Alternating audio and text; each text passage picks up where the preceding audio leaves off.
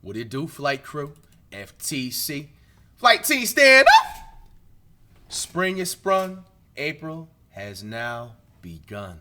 We got Jimmy High Roller. This MVP race makes no sense. I got a Check question. it out.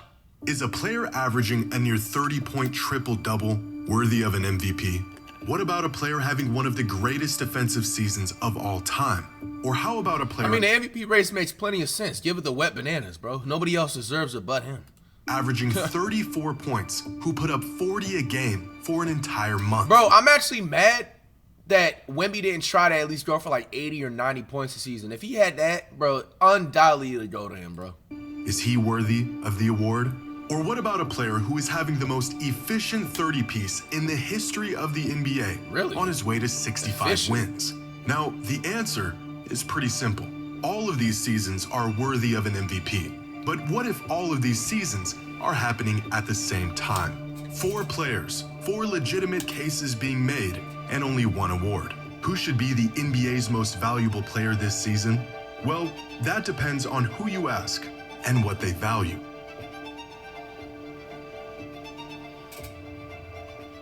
Ad coming up at 5, 4, 3, 2, 1. Money better. Count about my favorite time. You can I'm only answering get question in locked, chat. partner. Tax option below. It only takes. Yeah, the 65 game rule is stupid. They need to take it out, man. They need to take it out. I don't know what they would put the limit to, but it just don't make sense, bro. Because like, what if a player is averaging? They're gonna change it when a player averages like 42 points per game, and then he gets injured like right now in the NBA season with like 2 or 3 weeks left. Then they're gonna be like, oh wait, hold on, this doesn't seem right. That's all it's gonna take.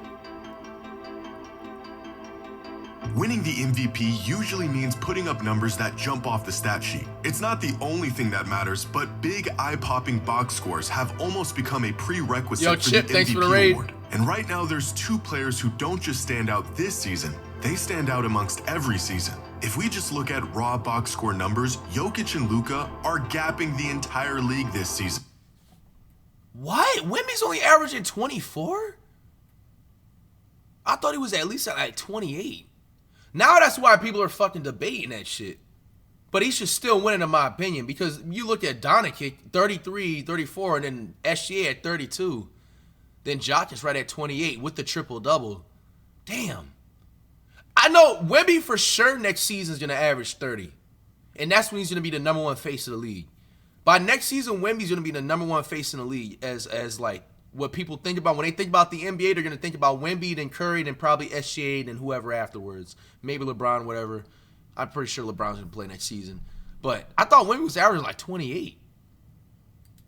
Their numbers have gotten so absurd that they And I feel like Wemby can easily get more assists than this. I'm actually shocked that it's this low. Shea's 31, 4, and 7 look kind of normal. Add up their per-game points, rebounds, and assists, and Jokic and Luka are having Is 2 a of the Beyond top with most that productive 25 gifted tear. W's in the chat. Is Yvonne seasons W. in modern Thank NBA you so much. history. Thank you. Jokic joining the 50 Club, an exclusive group that was previously only occupied by 2017 MVP Russell Westbrook, 2025 Jokic, and 2024 Luka. But PRA. if sheer number... You know what's funny? Like, this is the first NBA season that I've covered where I didn't really think about nothing with the PRA until now. Bro, Westbrook was averaging 53 in 2017. alone guaranteed a player an MVP, then Jokic would have won the award in 2025, and Luka would have won it in 2024. So would James Harden in 2019, Luka again in 2023, and LeBron in 2018. As box score numbers continue to climb across the NBA, so does the frequency of these historically significant seasons. In fact, 17 of the last 20 most productive seasons in modern NBA history have all came in just the last 8 years. Seasons like this, that were once not only warrant of an MVP, but were historic milestones, are now becoming an annual occasion for players like thanks for the Jokic, subs and donos, Luka, y'all. and Giannis. And the more often we see these shockingly large numbers, the more the shock wears off. It wasn't long ago when averaging a triple-double all but guaranteed Russell Westbrook an MVP as a 6 seed. But in today's NBA, averaging a near 30-point triple-double might not even land you in the top 3 spots for the MVP. Unlike other superstars around the league who fill the stat sheet with historic volume, Shai Gilgeous-Alexander has maintained his spot as the MVP favorite with a season of record-breaking efficiency and consistency, all while spearheading the best team in the league. According to ESPN's net point stat, Think that. Will Jokic pass Westbrook for all time? Shai has only had 5 bad games all season. In fact, there has only been one season in the history of the league where a guard was more efficient than Shai at scoring the ball while averaging at least 30 a game. And it was by the greatest shooter of all time, having the greatest season of his career. But to say Shai has simply been efficient this season would be an understatement. So far this season, Shai is scoring 1.6 points every time he shoots the ball. That is the most points per shot by any volume scoring guard in the history of the NBA. 2026 Shai Gilgeous-Alexander isn't having one of the most efficient seasons by a guard. He is having the most efficient season of all time. Now, when stacked up against these three, Victor Wembanyama's numbers pale in comparison. A lot of his value coming on the defensive side of the ball. And I don't think you'll find any never minds on the stat sheet. But Victor has been on a minutes restriction all year. If we standardize these numbers on a per 75 basis, then you can really see just how much Wemby is impacting the game every time he's on the court, with box score numbers that match these other candidates even as a player who doesn't favor offense. However, earning the title as the most valuable player in basketball requires value that goes far beyond the box score. But even looking past the raw numbers doesn't make this decision any easier.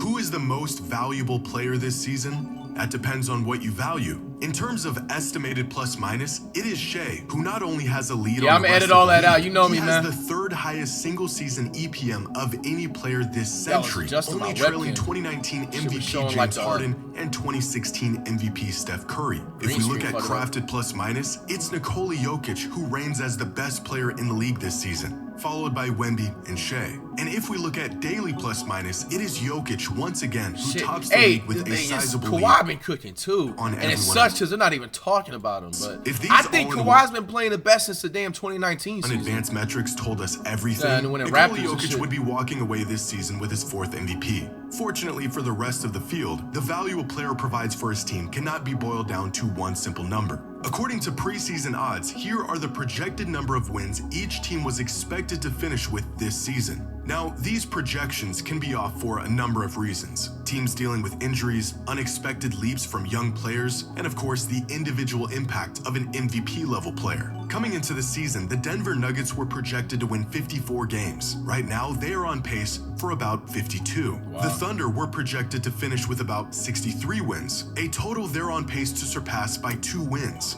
The Lakers were projected to win 47 games, and they're currently on pace for 53. But it is the Spurs who have completely blown away expectations this season. Preseason odds had them winning 45 games this year. They are currently on pace for 62 wins, exceeding projections by 17 wins. If you're looking for who provides the most value, it might be the guy who's transformed the Spurs from playoff hopefuls into title contenders. But looking at the MVP from this angle assigns individual value to team success. And as we all know, despite the MVP being an individual award, more often than not, the perception of a player's value is heavily influenced by the success of their team. After all, if you are truly the most valuable player in basketball, you should be elevating your team to title contention. But rather than looking at team success, let's look at the individual impact these players have on their team. Dunks and Threes has a metric called estimated wins that takes the quality of play from any given player plus the minutes they've played throughout the season to get the estimated number of wins they've contributed to their team's total.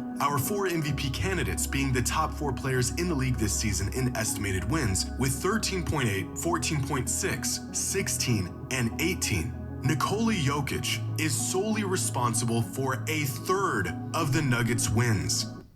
Oh, so this wasn't boiled down to, if that's the case.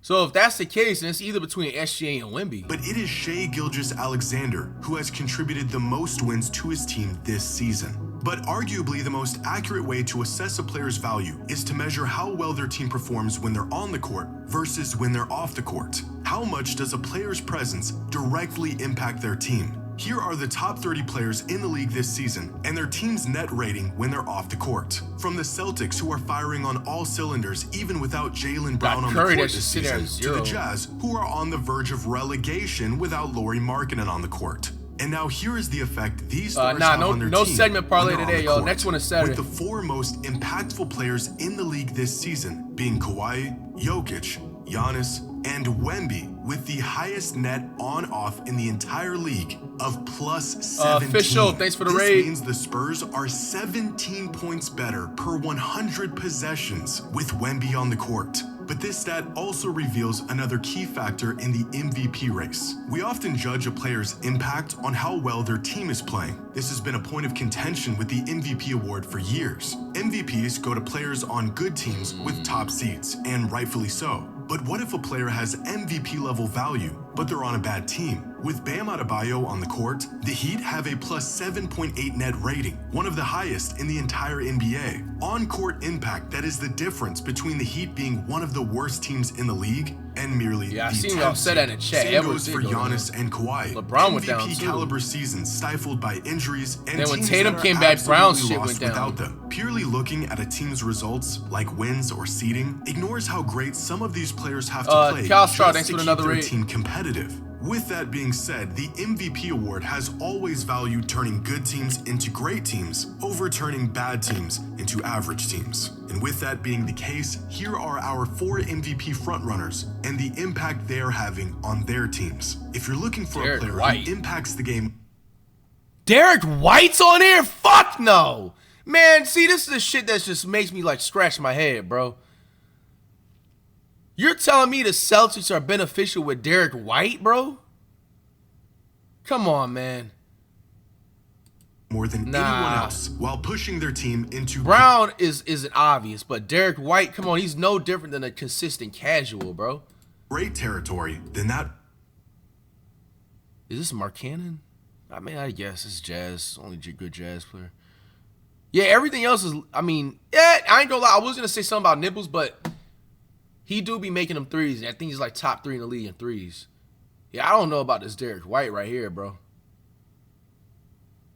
Player is clearly... I ain't gonna lie, Shet need to go on somewhere too. Nigga, we just seen you drop like 8 straight points the last 3 Thunder's reactions. This dude don't do shit on the court but get cardio and get pushed around by 6-foot guards. Victor Come Wembanyama, on, man. who is head and shoulders How above accurate the is rest this? of the league in terms of the impact his presence has on his team. Now, it's important to note that the on-off metric doesn't measure how well an individual player is playing, but rather how well a team is playing while that individual is on the court. So what if we look at this the other way around? What if we directly measure a player's individual impact and how that affects their team's success? This is ESPN Analytics net point stat, and it divides credit and blame to each player on the court for every play of the game to measure the impact of each individual player. The higher the total net points, the more that player has contributed to their team's wins throughout the course of a season. In fact, the metric is so indicative of a player's value that ESPN literally calls it their MVP stat.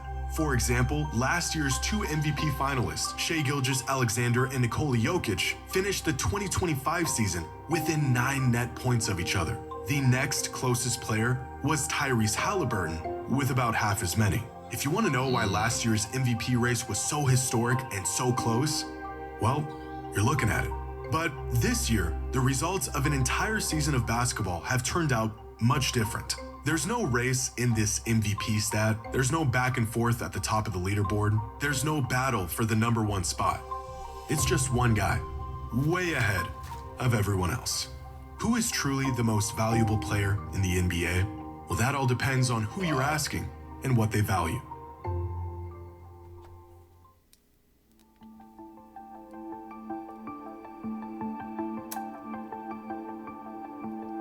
With just a couple weeks left in the season, the MVP race has become so close that there is no clear consensus on who the actual most valuable player in the league thanks for the other gifted. One source will say it's Luka, another will say it's Wemby, and another will tell you it's Shai. According to Basketball Reference's MVP tracker, it is Nikola Jokic who has a firm grasp on the top spot with a 60% chance of winning the MVP. Ask the fans who they think should be the MVP, and you'll get a completely different answer. A couple weeks ago, NBA Central on Twitter asked fans who is the NBA's most valuable player, the options being Shea, Luka, Wemby, or Jaylen Brown. Within days, nearly 76,000 fans casted their votes, and running away with over 62% of all the votes as the clear winner was Luka Doncic. The result of a late season surge. It don't even matter about this. It's gonna come out of the league. Points a game for an entire month, and efforts that slingshotted him up to second place on the MVP ladder. Damn, did they low-key spoil it so Jokic is gonna win the MVP? It's not the fans who get to vote for this award. It's the media. And for them, there has been one clear-cut leader throughout the entire season. Recently, the NBA did its annual MVP straw poll, a survey asking a panel of 100 media members who they think this season's MVP is. The results? Finishing in 5th was Luka Doncic, who received 0 first-place votes. Damn. In 4th was Victor Wembanyama. In 3rd was Cade Cunningham. In 2nd was Nikola Jokic. And with a resounding 78 of the 100 first-place votes was Shai Gilgeous-Alexander. Now, this poll was conducted back on February 20th, 2 full months before the end of the season. Right. And a lot can and has changed over that time. But in 2025, the same media straw poll was conducted around the same time, and they accurately picked the MVP last season. They also accurately picked the MVP in 2024, and in 2023, and in 2022, and in every single season since the introduction of this mid-season MVP poll in 2016. Over the course of the entire season, 9 different players have slid in and out of the MVP leaderboard, from Luka and Cade to Brunson and Jaylen Brown. But the first half of the season I feel bad for Cade, bro. Damn. All Nikola Jokic dominating. If Cade don't come back by the playoffs, Pistons getting swept by somebody. #1 spot for 10 consecutive weeks. It wasn't until an injury sidelined him for a month when Shai Gilgeous-Alexander snagged the top spot and held on to it in what some people described as a runaway victory. At least it was, up until last week, when for the first time in his young Pistons got depth, but bro, they're not getting out the first round without Cade, bro. Let's be honest. Like, career, Victor you think Wembanyama, Jalen Duren is gonna put up 35 and 18 every single night? That's what he's gonna have to fucking do, and he's gonna have to get stops on defense, grab the top and have to make them threes. Duncan Robinson needs at least 4 or 5 threes a game. As the MVP frontrunner. The biggest catalyst in Victor's climb to the #1 spot, not necessarily being his play on the court, which has been strong and consistent throughout the entire season. It's what he said off the court. 3 arguments. My first one would be that defense is 50% of the game and that it is undervalued so far in the MVP race. I believe I'm the most impactful player defensively in the league. Facts. Second argument would be we almost swept OKC in the season and we dominated them. My third argument would be that offense impact is not just sports. Immediately after this interview, Wemby's odds to win MVP shot up from plus 1,900 to plus 225, pushing Luka into the 3rd spot and turning this late season battle, at least on paper, into a 2-man race. Like, bro, no delays, man. Bro, you trying to be at the next level of sports, this is how you contain yourself, man. You have the top 5 faces of the NBA right now, you know what I'm saying, sitting up straight while he's speaking, you know what I'm saying, just fluent talk, Wemby's odds all confidence, man, you know what I'm saying. This is an example, you know what I'm saying, of a superstar, elite, next level athlete, man. An MVP shot up from plus 1,900 to plus 225, pushing Luka into the 3rd spot and turning this late season battle, at least on paper, into a 2-man race. If the MVP strictly went to the best player on the best team, then for the same reason he won it last season, Shai Gilgeous-Alexander would be crowned as the league's most valuable player. If the award went to the player who has the largest impact on his team, then Victor Wembanyama would become the youngest MVP in the history of the league. If the award was for the most dominant player in the league, Nikola Jokic would be a 4-time MVP by the end of the season. And if the fans had a say in it, Luka Doncic would be walking away as the league's most valuable player. With 2 weeks left in the season, the MVP race has grown closer than it's ever been. And with 4 players who all have a legitimate case for the award, only one can earn the title as the NBA's most valuable player. All right, man. Who will win the MVP, man? Who do y'all got winning the MVP? I stand by my decision. I got Wemby winning the MVP. But then again, you see part of the video where it's like where the NBA voted on it looked like they kind of leaked out that Jokic was gonna win it. They're saying that he's like 60%. So we're gonna have to see. You guys know I want to put Curry in there, man, but we gotta be realistic. I don't even think he got the 65 game rule shit too, huh? Oh yeah, standings, your looks. Yeah, I don't even think Curry got the 65 game shit. I don't even think he can make the All NBA if I'm not mistaken.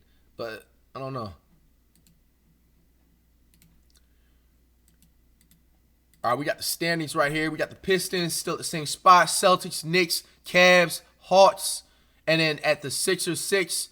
Raptors at 7. Hornets at 8. 9 for the Magic. 10 for the Heat. And I think the Bucks are still fighting for that play-in. Then you got the Thunder in the East. I mean, in the West, the Sperms. 3 for the Lakers. 4 for the Nuggets. 5 for the Rockets. 6 for the Wolves. 7 for the Buns. 8 for the Blazers. 9 for the Clippers. And then 10 for the Warriors. The Grizzlies are fighting for that spot. Bro, I ain't gonna lie. The Blazers do not deserve to be in the 8th seed, bro. Swap the Blazers out with my Warriors and then bring up, like, the Pelicans or the Mavericks, bro. Like, come on, bro. Don't nobody want to see the Blazers in the playoffs in 2026. Like, the fuck? All right, Crime, let's do it.